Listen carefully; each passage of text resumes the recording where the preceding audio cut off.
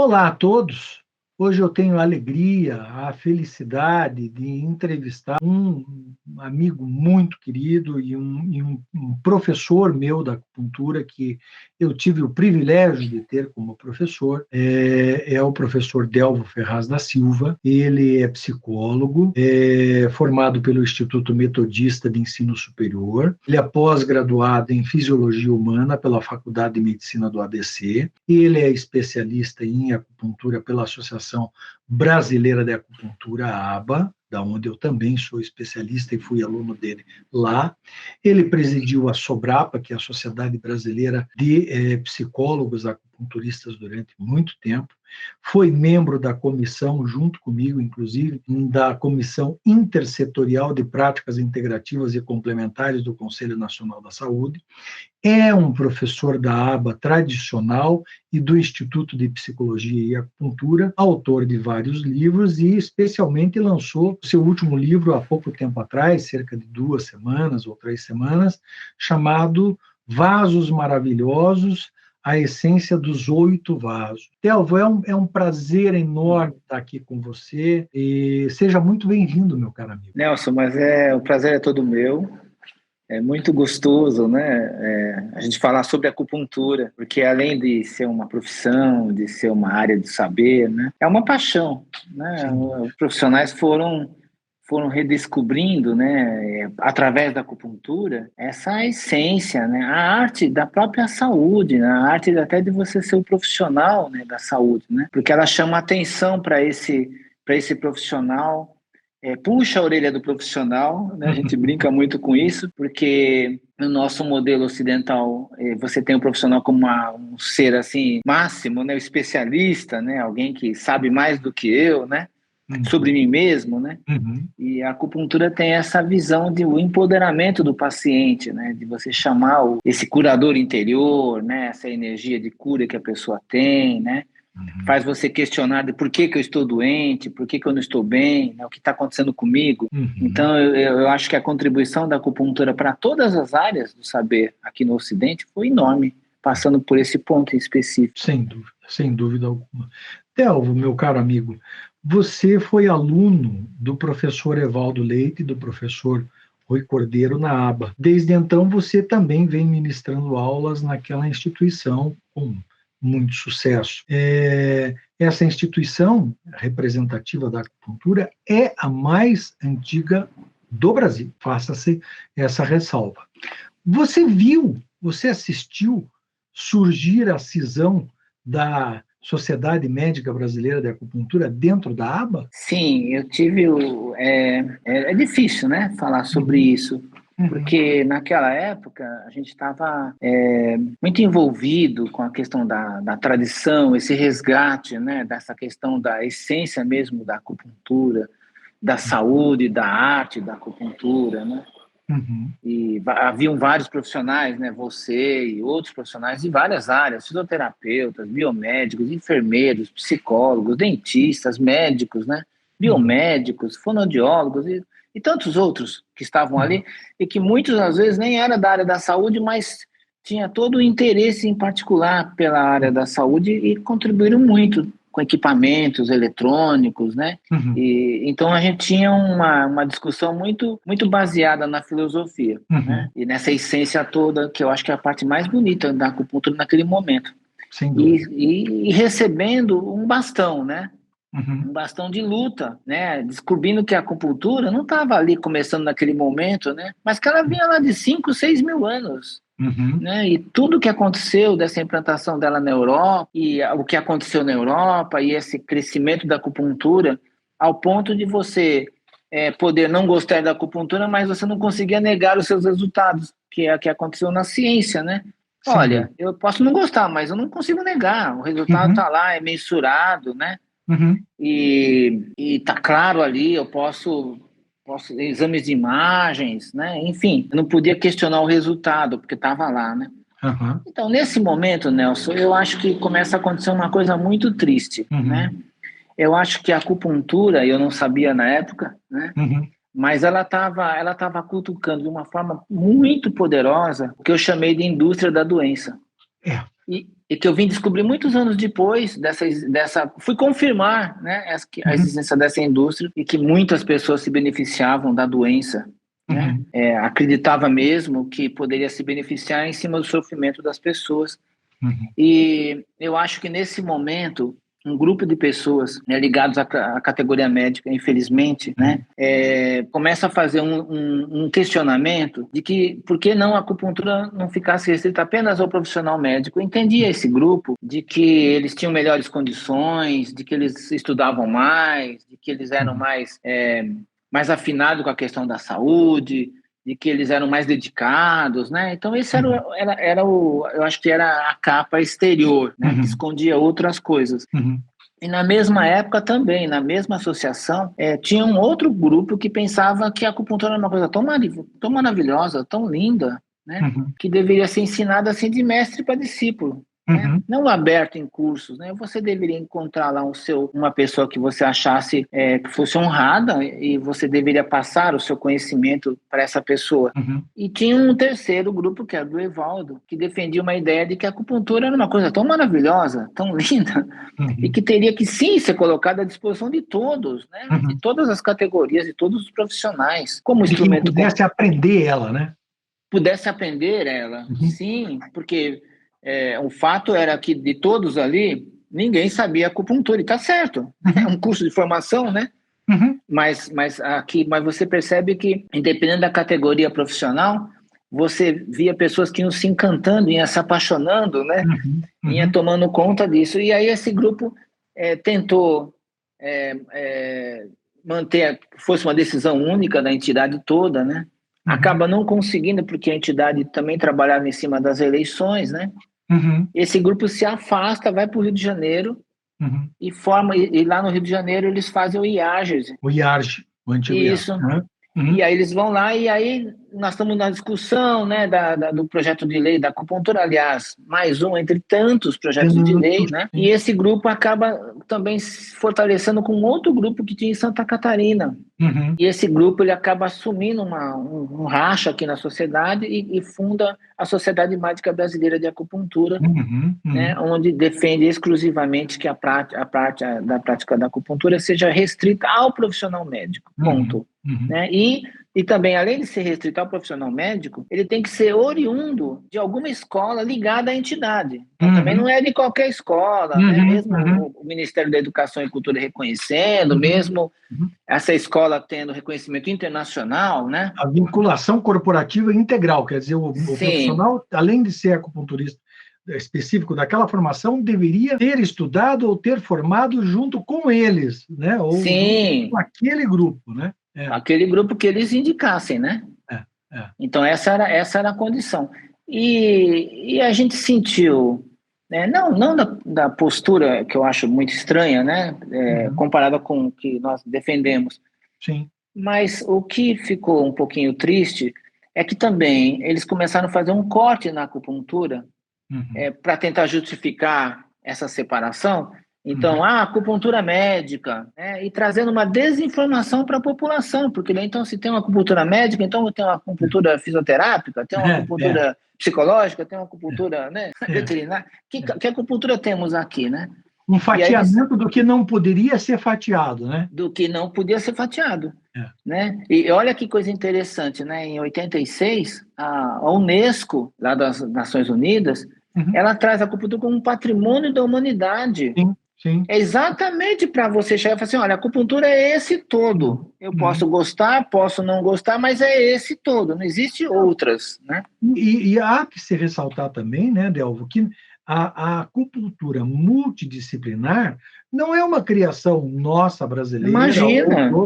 É a própria Organização Mundial da Saúde que propugna este tipo de colocação com o lançamento do Guidelines da acupuntura no mundo, especificando que a acupuntura deve ser ensinada para os profissionais todos, né? Aqueles, inclusive, que não têm formação na área da saúde, aqueles que têm formação na área da saúde e os médicos, cada um com diferentes cargas horárias. Quer dizer, não é nada de novo que nós estamos discutindo e nem original do Brasil, é internacional. Sim. Organização, né?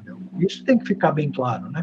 E eu lembro quando nós estivemos, eu e você, né, em tantos debates que teve no Senado, tantas audiências públicas, né, que a gente participou muitas, mas na anterior a essa, né, eu estava dizendo assim que o Brasil poderia, né, se ele não concorda com essa posição do planeta Terra, né, ele poderia sair da organização, ele poderia falar, não quero ficar nas Nações Unidas, eu tenho uma postura pessoal minha, pronto, não acredito. Isso, né?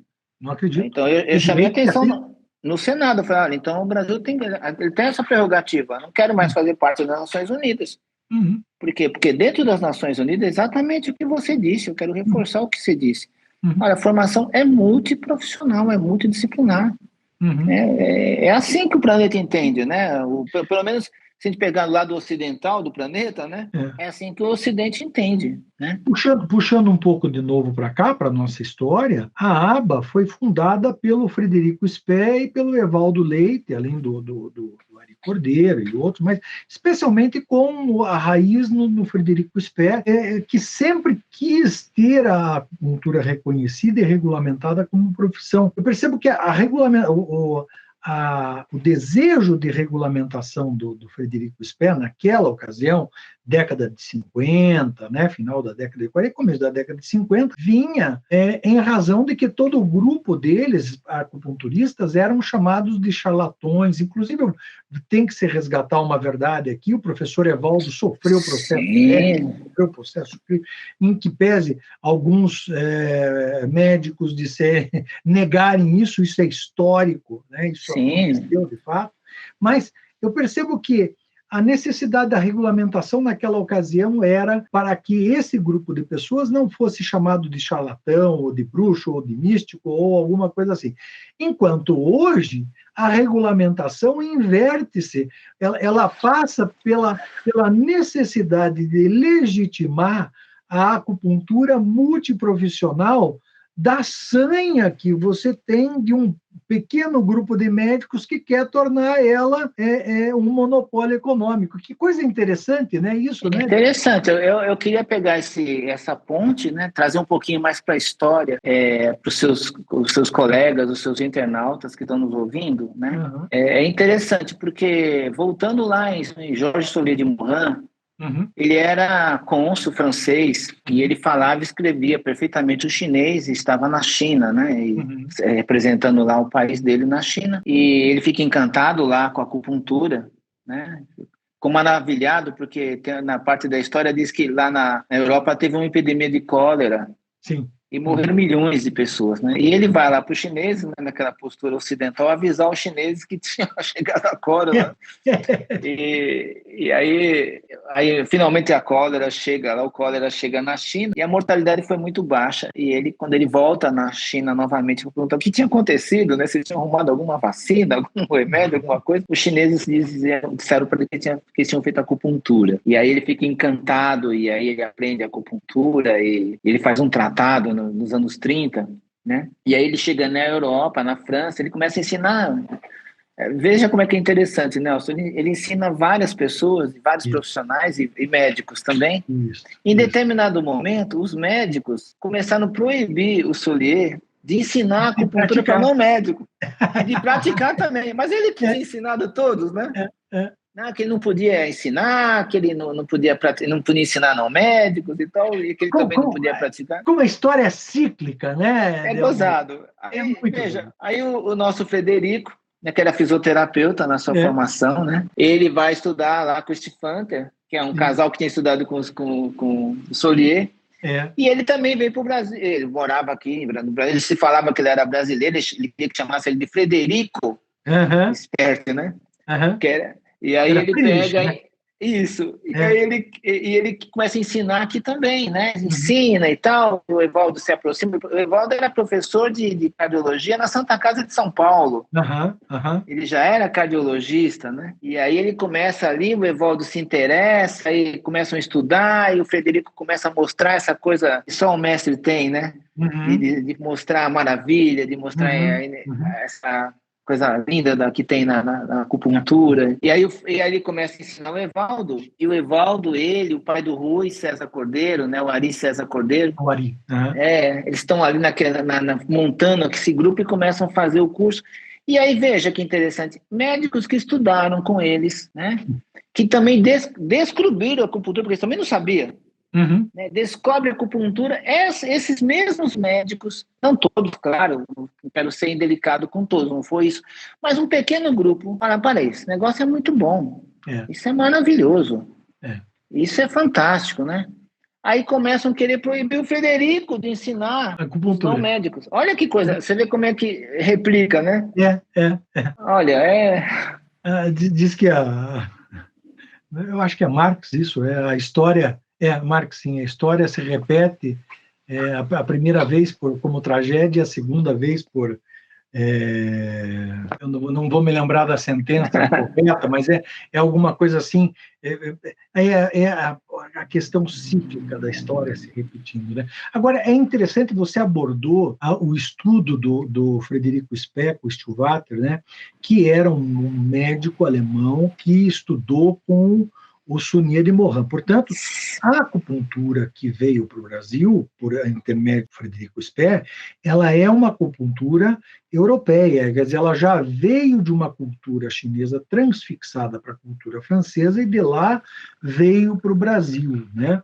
E me lembro bem que o professor Evaldo ainda falava que ele se encantou com a acupuntura, sobretudo por alguns conhecimentos prévios que ele tinha, mas ele não conseguia um acesso melhor aos cânones e aos ensinamentos da acupuntura, porque ela estava muito restrita à colônia japonesa e à tradição chinesa e tal. E a pessoa que realmente iniciou ele na acupuntura e ele conseguiu compreender a acupuntura foi o Speck. Daí a influência da acupuntura francesa no Brasil. Isso a maior parte das pessoas não compreende, essa diferença entre a acupuntura, por exemplo, quando você pega um Giovanni Maciossia, que ele vem com padrões de harmonia, e quando você estuda a acupuntura vindo de um Sunier de Morin, né? Sobretudo, eu queria que você falasse dessa diferenciação, Delva, o quanto ela influenciou a acupuntura no Brasil, especialmente a acupuntura da aba que se difundiu para o Brasil. Isso é interessante. Eu tive o privilégio de conhecer algumas pessoas, né, que nós chamamos de práticos, né, pessoas que saíram do seu país e vieram para o Brasil e trouxeram uma acupuntura muito interessante, Nelson, uma acupuntura enraizada na família. Né? Quando você tem dor de cabeça, vamos fazer acupuntura. Eu estou com depressão, vou fazer acupuntura. Eu estou com tristeza, vou fazer acupuntura. Eu não quero comer com acupuntura. Então, esse movimento da acupuntura estava enraizado nos cuidados. Né? E essas pessoas, quando vêm da China para cá, eles trazem exatamente isso que para eles é extremamente natural.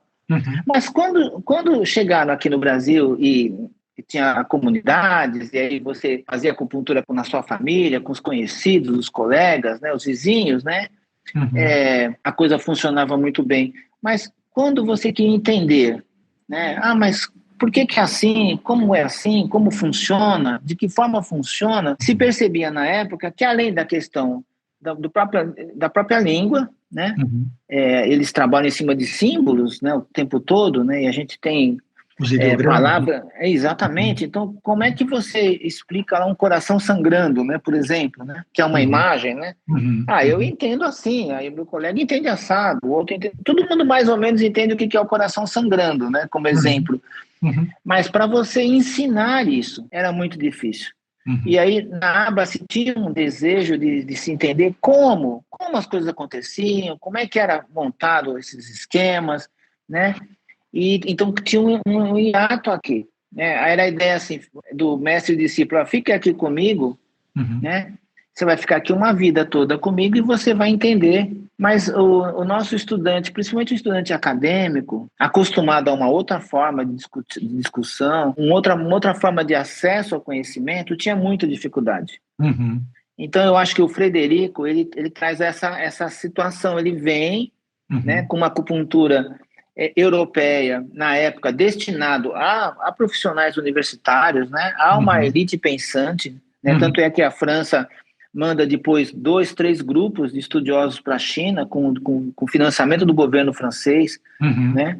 Porque a França também, na sua tradição europeia, né? Ela queria ter acesso ao conhecimento, né? Acesso à tecnologia, né? E acesso irrestrito.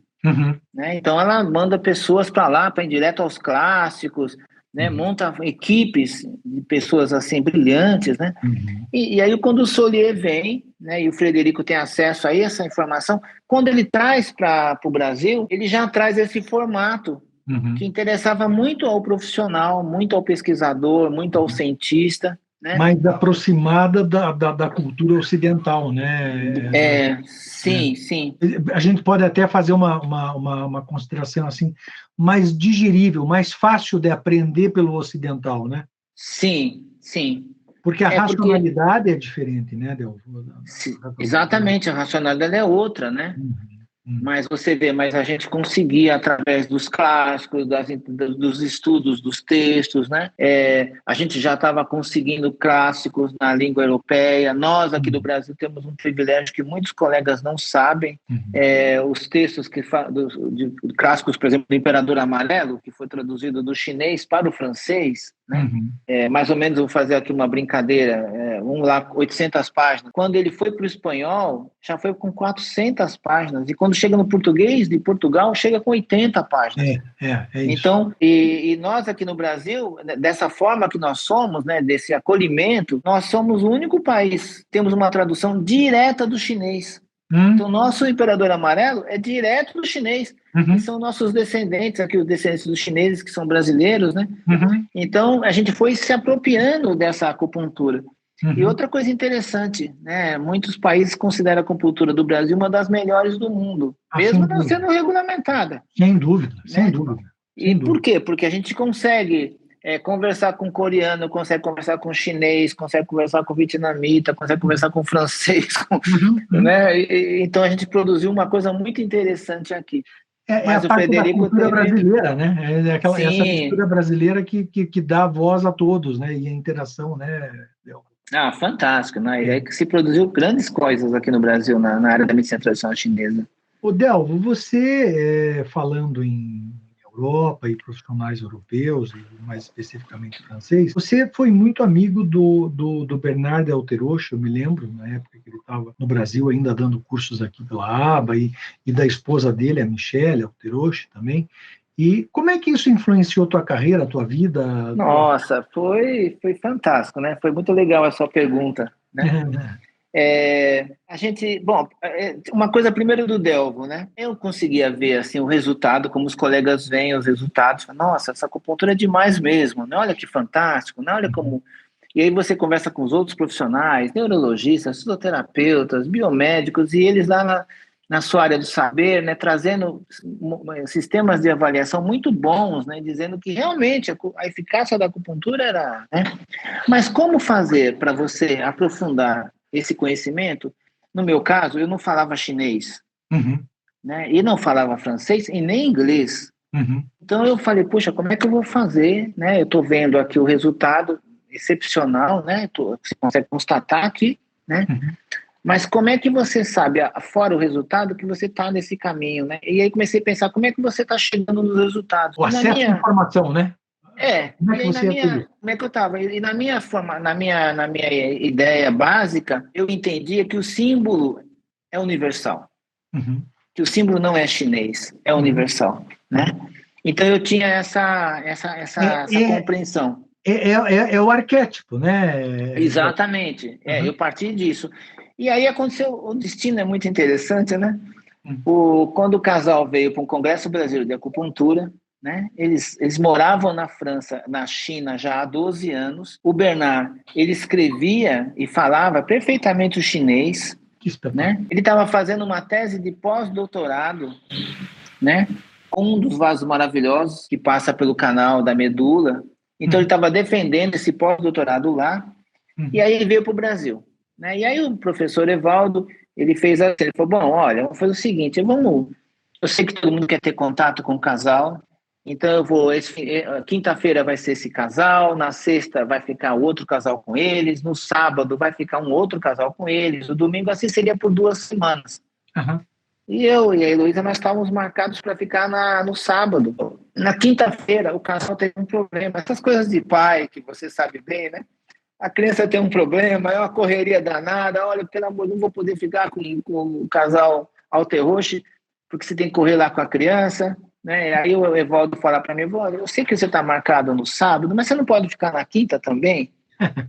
E eu falei, tá bom, ficamos na quinta. E detalhes, viu, Nelson? Eu não falava nada francês. Ah, E eles não falavam nada em português. Só ah. a Michelle tinha um livrinho de bolso, fale português em 2 horas. É o que ela tinha. E ficamos na quinta. Na sexta-feira, o outro casal teve um problema, também foi sair com o carro, estava tendo a feira na frente do carro. A pessoa não conseguia tirar o carro da garagem. Aí, novamente, o Evaldo fala para mim se eu não podia ficar também na sexta. E sábado já era a minha vez. Aí, quando eu fiquei no sábado com ele, o Bernard, a gente já estava apaixonados. Aquela coisa assim, a gente compartilha o amor, né? Então ninguém Claro. fala, você não fala o idioma da pessoa, não fala o seu idioma, mas o amor é compartilhado. E a Sim. gente se entendia perfeitamente lá com a nossa acupuntura ex, né? Aham. E aí, no domingo, no sábado, o casal chega no Evaldo e fala assim, olha, eu entendi o que você quer fazer, você quer que a gente passe com todos os casais aqui, mas a gente não poderia ficar só com eles. E aí eu fui agraciado, né? Fiquei 2 semanas com eles. Que joia. E olha, aí foi maravilhoso e foi uma paixão gigantesca. Mudou a sua vida, né? Mudou, porque veja, ele falava chinês, vivia na China. Ah. E aí eu fazendo meus esqueminhas, ele olhava para mim assim, meio, como você chegou nisso, né? Uhum. E eu estava falando dessa questão dessa linguagem universal, né? Que eu Uhum. estava acreditando que era uma linguagem mesmo, né? Uhum. Uhum. E aí nós nos apaixonamos. E aí, da Uhum. próxima vez, quando ele voltou para o Brasil, já ficou na minha casa. E teve uma outra coisa, agora eu vou fazer uma fofoca aqui para os nossos colegas que estão nos assistindo. Ah. Né? E uma vez o casal veio para cá, e aí ele não entendia meio, porque fizeram um contrato para ele assinar lá, e o contrato era, você vai para o Brasil, mas você não pode ensinar para não médicos. Ah. Você é exclusivo da sociedade, você vai dar aula para esse grupo, você não pode dar aula para ninguém. Né? E aí ele pega e fala do contrato, e eu falei para ele, Bernard, mas quanto estão te pagando? Desculpa. É $2.000 por dia. Eu falei, então, Bernardo, aceita os $2.000 por dia, né? E porque tem coisas que chegam em todo mundo, não tem jeito, né? Claro. Não tem jeito, vai chegar. E é o que realmente aconteceu mesmo, né? Mas ele estranhou muito essa posição aos olhos dele, essa posição mesquinha, corporativista, né? Em um país que está desesperado por conhecimento. Temos milhões de sofredores, milhões de miseráveis no país. Eu fico assim... Olha, é absurdo. Eu fico particularmente muito triste com esse tipo de situação, onde, dito por eles, não por mim, eles têm cerca de 5 mil médicos especialistas. Se você considerar um médico por município no Brasil, nossa, não vai chegar nunca lá. E outra coisa, a maior parte dos médicos está onde? Região Sudeste, São Paulo, Rio de Janeiro. Aquela população mais distante, mais ribeirinha, lá no Amazonas, lá no Maranhão, lá não tem, lá não existe a mínima possibilidade do acesso à acupuntura se não for através, e eu aqui ressalvo a importância de uma categoria profissional da área da saúde, que é a profissão de enfermeiro, porque eles estão lá no primeiro impacto, eles estão lá no postinho de saúde, lá em cima, no alto do Amazonas. Sim. Eu tenho certeza que tem um enfermeiro lá. E se esse enfermeiro tem treinamento para acupuntura, ele pode resolver coisas maravilhosas sem onerar mais ainda a saúde. Né, Delvo? É isso que me deixa indignado, ou mais indignado, com a possibilidade, ou com a hipótese da tentativa de monopólio. É retirar o acesso da população mais carente da acupuntura. E de duas formas. Primeiro, por essa distância, e segundo, pelo ponto de vista econômico também. Porque a acupuntura monopolizada se traduzirá em preço que é impagável por essas pessoas, correto? Estou equivocado? Não, eu penso igualzinho você. Eu lembro que também na Câmara dos Vereadores, uma oportunidade eu tinha feito uma continha ali na hora, e eu peguei assim, na época passávamos de 10% dos universitários no Brasil. Uhum. Aí eu falei lá com o presidente da Câmara, eu falei, se você pegasse os 10%, aí tá todo mundo, né? Economista, advogados, psicólogos, dentistas, professores, enfim. Se nós pegássemos todas as pessoas e vamos dizer que todas quisessem fazer acupuntura, mesmo assim, seriam 10% cuidando de 90%, né? Então seria absurdo. Né? É o que você disse, é aquela indústria da doença, né? É uma pena, é uma pena, é lamentável. Porque você vê, mesmo no que a gente chamaria aí vamos chamar de saúde oficial, o acesso já é restrito. As pessoas já não têm acesso às drogas, né? A exames. Né? E mesmo o nosso profissional foi formado com uma realidade diferente. Haja visto que vieram fazer os cubanos aqui. Né? Bem lembrado. Né? Então, a ausência de médicos lá nesses municípios mais pobres trouxeram os cubanos para cá. E você lembra, foi uma celeuma, foi uma briga política enorme, tal coisa. E quanto esses médicos cubanos ajudaram a população brasileira, né? Nossa. Pois é. Então, se a gente voltasse lá àquela pergunta inicial lá da formação desse grupo na aba, ali já se viu um grande mercado. Sim. Ali nós saímos da discussão filosófica, da acupuntura bela, dos seus resultados, mas foi para um outro local, assim, do quanto isso seria interessante que tivesse num grupo muito pequenininho de pessoas, como você acabou de falar. Né? Sim, seria um grupo extremamente restrito, né? Haja visto que mesmo no modelo que eles adotaram lá de você fazer, você tem o título de especialista se você estudando na minha escola ou na escola certificada por mim aqui. Então você faz um funil.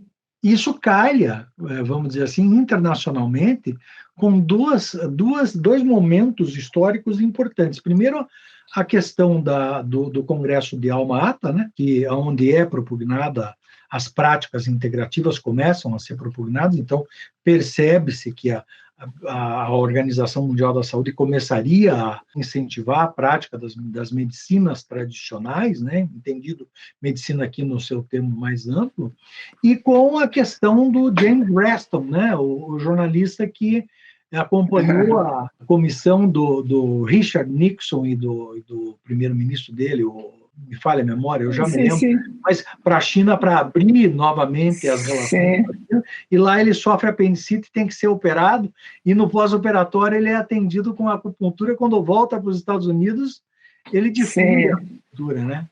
É bem lembrado, né, porque a gente fala dessa discussão... Kissinger, o nome do Henry Kissinger.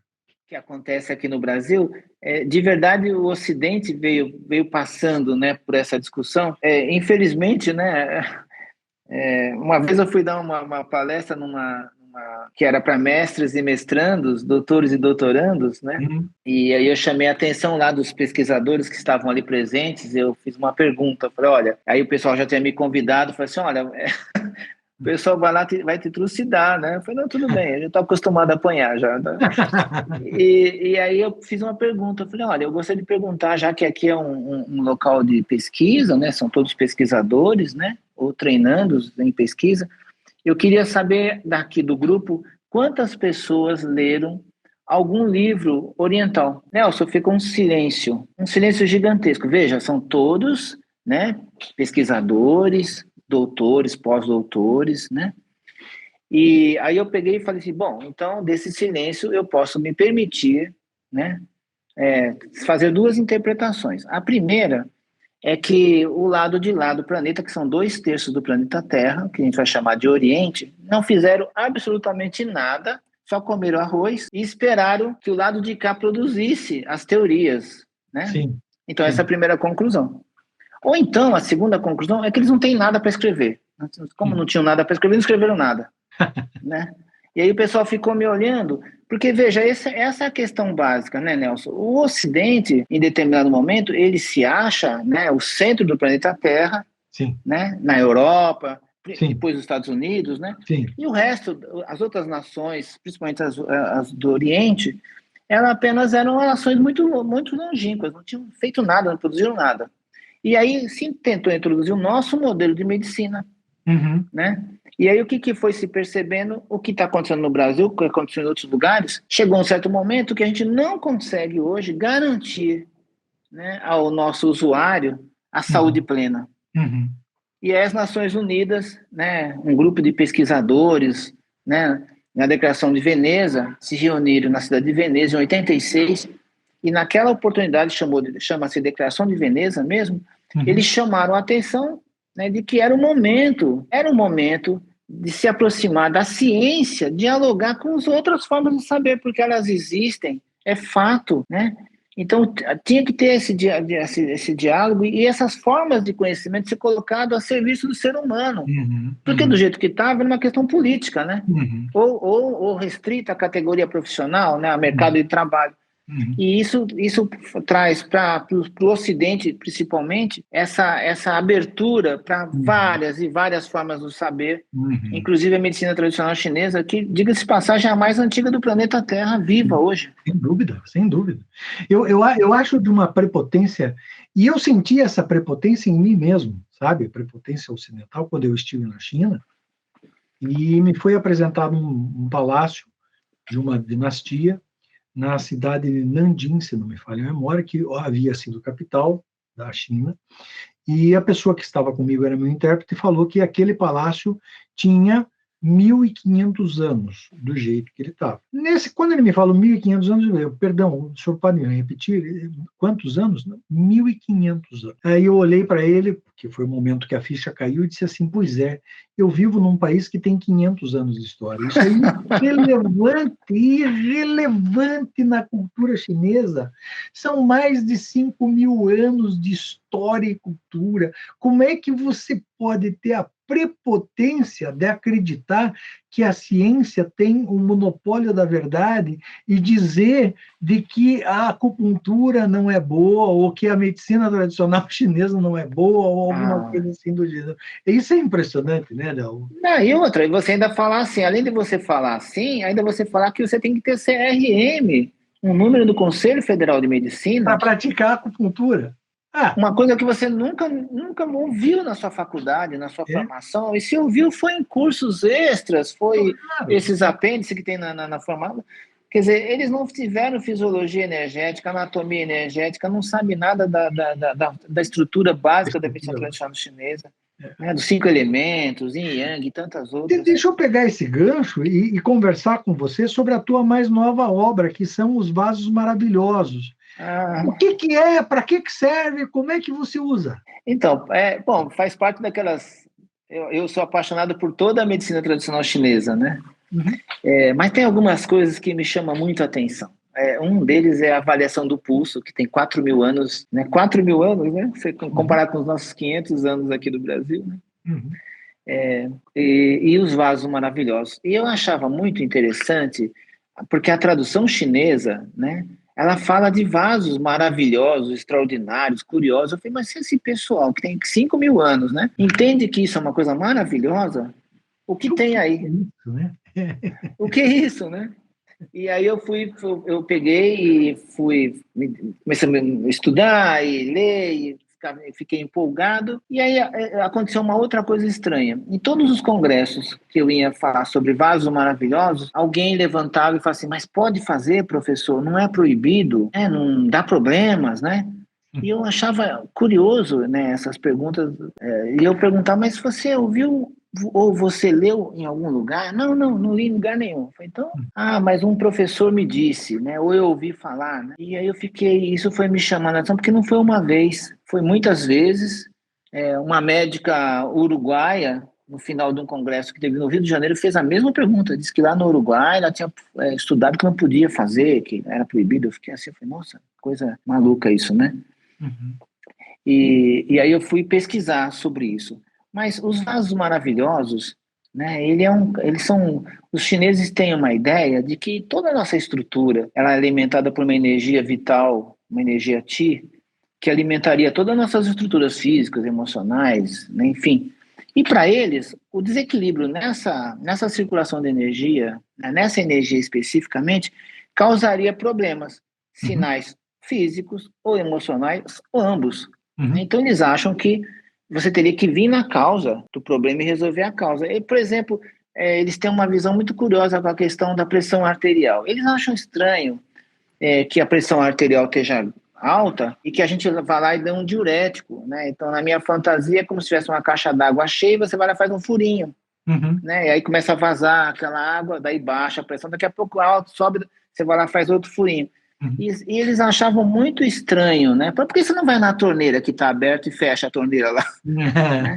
E é difícil, porque aí nós vamos cair na história da indústria, que é uma indústria altamente rentável, né? Infelizmente, não vou dizer que todas as empresas sejam assim, mas é um grande negócio, né? Então, Sim. medicamento, aqui a gente é recordista mundial de vários medicamentos aqui no Brasil. Sim, infelizmente. Né? Infelizmente. E aí a ideia é ir na causa. E daí uma das propostas aqui, então, é estudar esse desequilíbrio. Mas os orientais diziam e dizem ainda que, além dessa energia, existe uma outra energia que veio com você. E na minha fantasia, novamente, né, naquela história dos símbolos, né, eu vejo como um celular que já vem com uma pré-carga. Essa pré-carga é essa energia que eles chamam de ancestral. Então, todo mundo teria essa energia ancestral, você vem lá, né, de gerações e gerações, você vem com essa energia, e essa energia, Nelson, você consegue visualizar, por exemplo, quando uma criança cai num fosso lá de jacarés, né, e diz lá a ciência mecânica, né, que a hora que o jacaré fecha a boca é impossível você abrir a boca dele, tamanha a pressão que ele tem ali, né, não sei quantas onças. Mas veja, mas o que você vê em documentários da televisão, em câmeras, é que a mãe pula lá e ela abre a boca do jacaré e tira a perna da criança, né? O pai. Então são coisas assim que são impossíveis, né? Você está num carro, para não atropelar alguém, você torce o volante do carro, né? Coisas que não, imagina, é impossível ser feita, mas está bem documentado no planeta Terra. As imagens não negam. Então dizem eles que essa energia, tipo num momento X lá, de amor, ou de algum sentimento, alguma coisa ali, você acessa aquela energia lá para salvar a vida do seu filho, da esposa, da companheira, do companheiro, do animal, né? E essa energia, ela flui por esses 8 canais, que eles chamam de canais maravilhosos, dos vasos maravilhosos. Joia. E essa energia a gente pode mexer e colocar a serviço da pessoa. Que joia. Sem serem pontos interditados, como é o medo de alguns acupunturistas mexer, é isso, Delvo? Sim, aí a minha proposta no meu livro foi fazer um levantamento em todos os livros em língua portuguesa, né? Era meu foco principal. Eu li todos, né? Buscando por que não pode fazer, ou se alguém diz que não pode, né? E livros em língua espanhola, que eu tive acesso, né? E alguns em língua francesa, mas em nenhum lugar, eu vi em nenhum lugar dizendo que você não deve e não pode utilizar. Não existe essa interdição? Não existe. Mas eu hoje, novamente, eu ainda acho que tem algumas coisas que ainda estão a serviço dessa indústria da doença. Não tenho Por quê? Porque eu me sinto à vontade de falar sobre isso. Uma pessoa fazendo parte daquele grupo que a gente estava se referindo, dizendo que a acupuntura deveria ser restrita, né? Aquele grupo de pessoas, aquele grupo de profissionais médicos, né? A gente tivemos pacientes em comuns, né? A pessoa estava fazendo com essa pessoa, depois começou a fazer comigo. E essa pessoa dizia lá para os colegas dele, médico, que não era para fazer, que não podia fazer, mas ele fazia no consultório dele. Que coisa. Então você vê, mesmo nesse grupo, ainda você tem o que você pode e o que você não pode fazer. Né? Se for muito bom, você não pode fazer. Não dá. Ou não pode ensinar a fazer também. Né? Também não pode ensinar. Isso é uma coisa impressionante. Delvo, diz uma coisa para mim. Você, e é uma pergunta que eu gosto de fazer para os acupunturistas e amigos que vêm aqui no canal.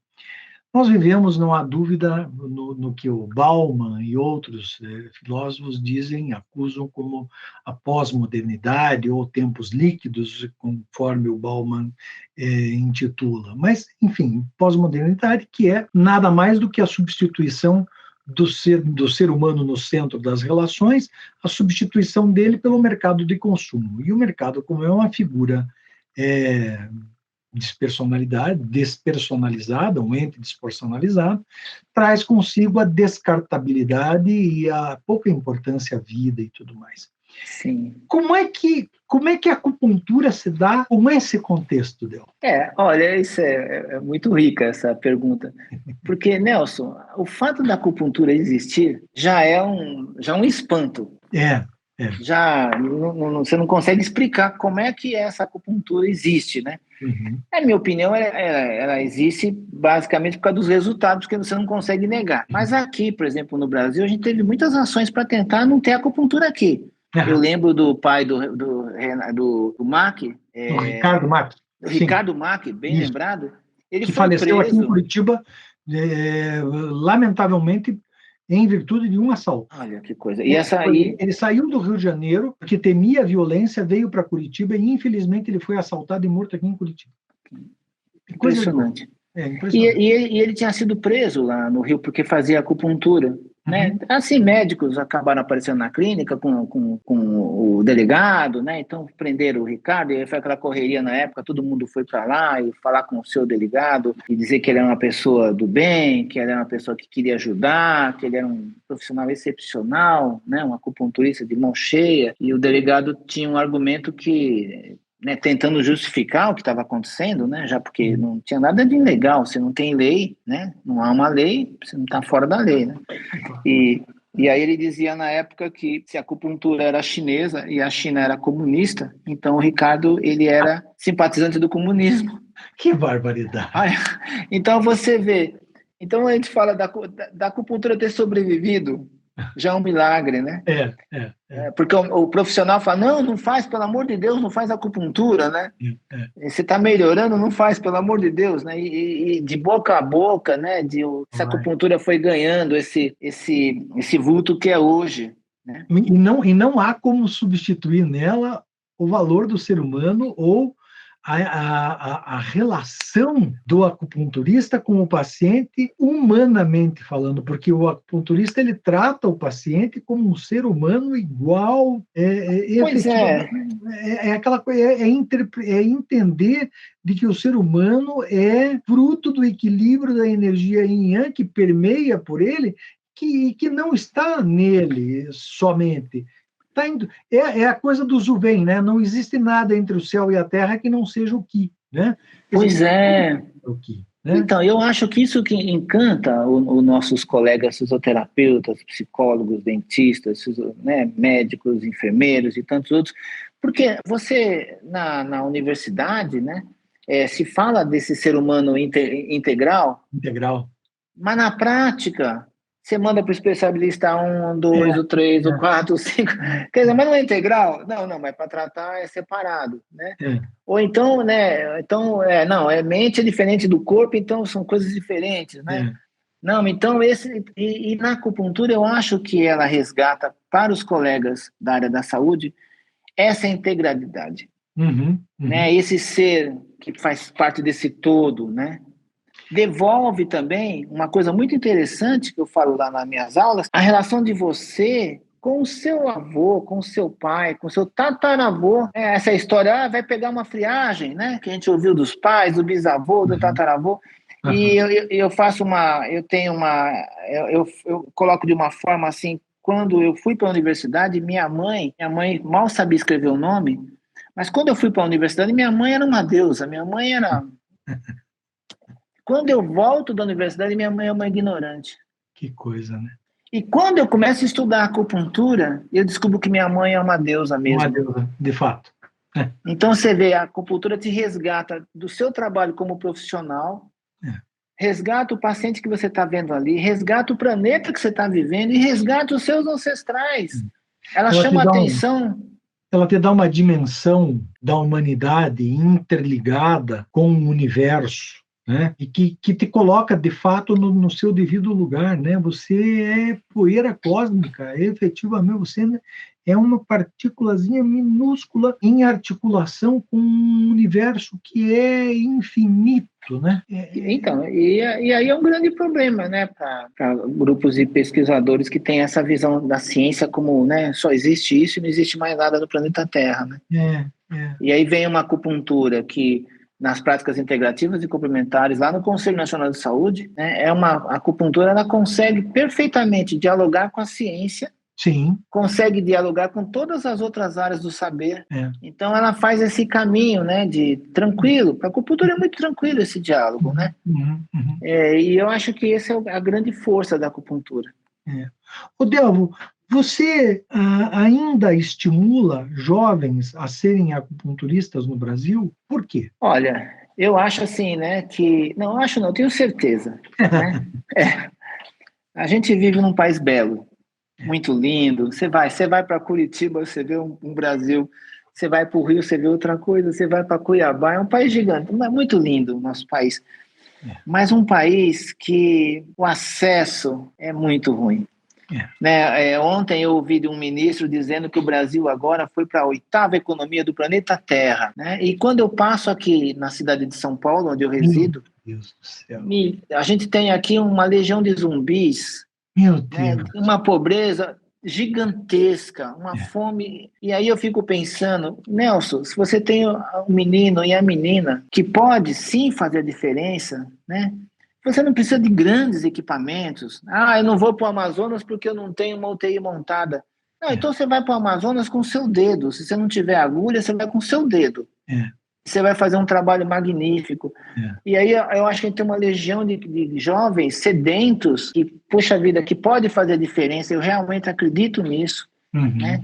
Com seu amor, sua dedicação, seu carinho, e coisas fantásticas.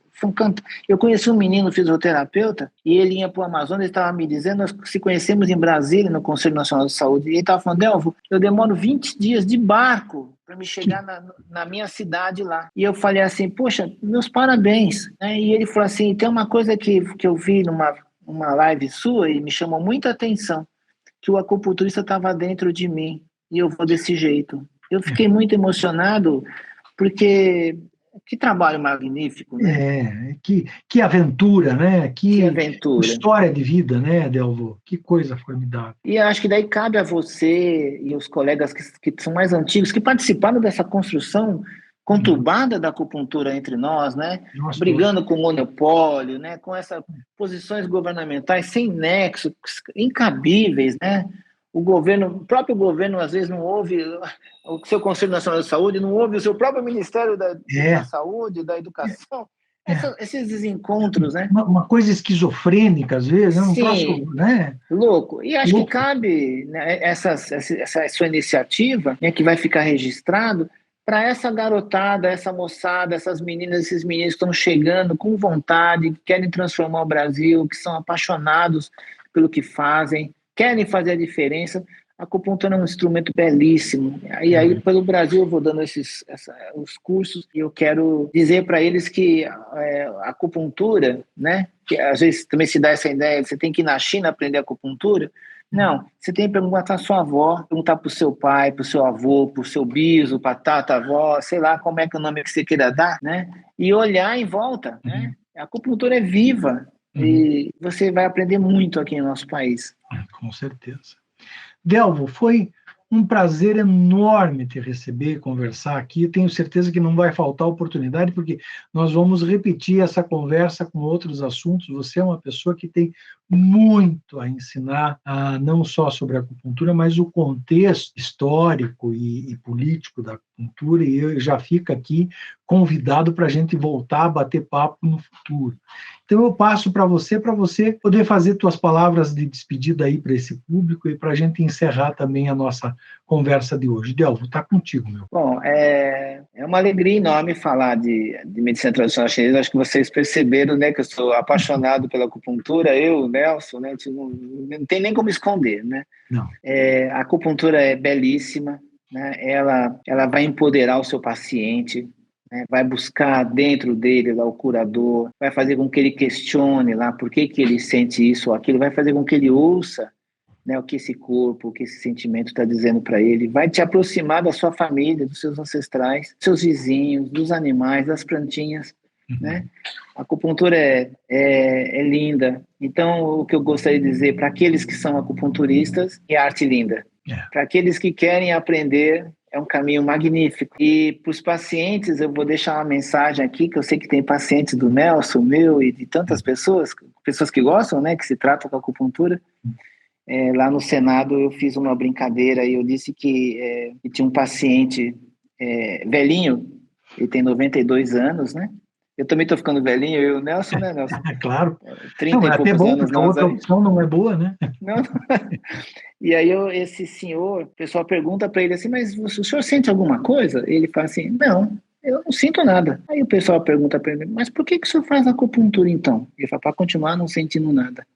Uma boa noite para vocês, um beijão no coração de todos. Delvo, novamente, muito obrigado. Se você não nos conhece, eu falei aqui com o professor Delvo Ferraz, que é a história viva da acupuntura também no Brasil. E eu sou Nelson Roseman, eu sou advogado e sou um advogado militante pela prática multidisciplinar da acupuntura, porque entendo que ela assim foi implantada no Brasil e no mundo e assim ela deve ser conduzida. Quero agradecer a todos que tiveram a paciência de assistir até o final a nossa entrevista. E se você gostou dessa entrevista, por favor, curta o nosso canal e compartilhe, assine e compartilhe, porque isso é importante para que a gente possa divulgar o que é a acupuntura, o que são as práticas integrativas e qual é a importância delas para o nosso país. Um abraço para todos, até!